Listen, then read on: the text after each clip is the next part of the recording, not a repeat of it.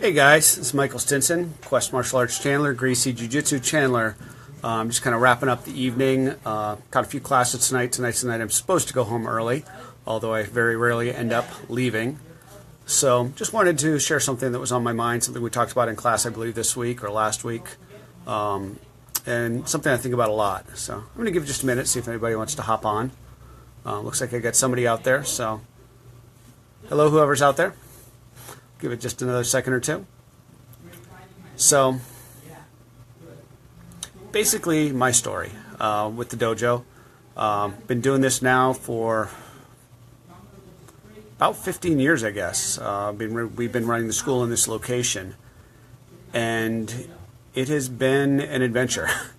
When I first started, let me back up a step. I got to watch my teacher, Mark Russo, start his school, start his dojo. And his school grew pretty quick. And so when I started my school, I kind of was riding under the assumption that, yeah, we're going to grow pretty quick. And the first little bit did grow quick. We opened up and we got up to 30, 40 students very quickly, very quickly. And everything seemed to be flowing and everything seemed to be happening. And man, I knew we were going to be huge in a year or two. That didn't happen. That didn't happen.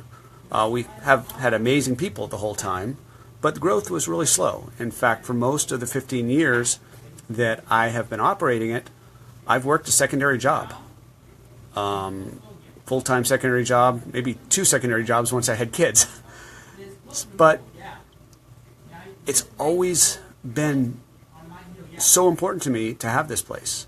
I won't lie, though, there's been a lot of times where I've considered quitting. In fact, there's been a number of times where I came in and even told the students, guys, sorry, I'm done. We're going to go teach in the garage. We're going to teach at the park. But every time I came to that point where I felt like I was done, where I felt like I just couldn't do it anymore, something in my brain just kept ticking away saying, no, this is too important. It's too valuable. There's a meme, I don't know how many of you guys have seen it, that shows these 2 miners digging for treasure. And as they're digging, they're right at this little place where there's a thin break in the wall, and right behind the wall is everything they're looking for. And one miner turns around and goes back. And the other miner breaks through and gets the treasure. And that's really what it is, guys. Sometimes success comes quick, but normally it doesn't. The way isn't from A to Z. Again, another little funny meme is the way to success is kind of twisting, turning, backstepping, up and down. It doesn't happen like that. It takes perseverance. It takes a huge willingness to fail. And it takes a burning desire to just keep going. If I were smart, I would have closed ages ago. By all reasoning, I should have closed ages ago. But it wasn't in me to quit, and it's still not in me to quit. And this past 6 months, that breakthrough is finally starting to happen. We finally broke through that wall and we've hit gold. The school has been growing. We've been getting some amazing people coming in the door. My kids program has just kind of blown up. We've got some awesome families training with us right now. And it just made it that much clearer that it's persistence. It's persistence. So whatever it is you're working on, if it's important to you, if it's that valuable to you, again, that's why I said, how important is it to you? You can't quit. You can't give it up. Of course, a lot of people on my list are training in the martial arts, and some of you want to be black belts one day. And I'll tell you from my own experience, guys, there's going to be times when you want to quit. There's going to be times when you think, I could really be doing something easier with my time. A few less injuries, a few less pains. It'd be far easier to sit at home and watch the new episodes of whatever it is that's out right now. But if it's worth it to you, you got to push through it. You got to keep going. You've got to have that burning desire again. So, yeah, that's just kind of what's on my mind this evening, is just through my own life and my own persistence. And funny enough, as I was thinking about this yesterday, I happened to catch Tony Robbins doing a talk with Gary Vaynerchuk. Great pairing right there. Interesting. And Tony was sharing this story about this guy that was, again, looking for treasure in the ocean. And he got a bunch of people to fund him exactly where it was, and he went out there and he didn't find it. And the amazing thing is he came back and said, "Oh, I didn't find it, but now I know where it is." And they gave him money again. And he went out there and again, didn't find it. And this happened several times. In fact, in the course of this, he lost his son. But he knew that it was that important. So any advice or mental tricks or techniques to help you progress when you do hit that wall? That's a tough one. There's a lot of tricks. There's a lot of things I've learned, a lot of techniques. There's things like, visualizing it.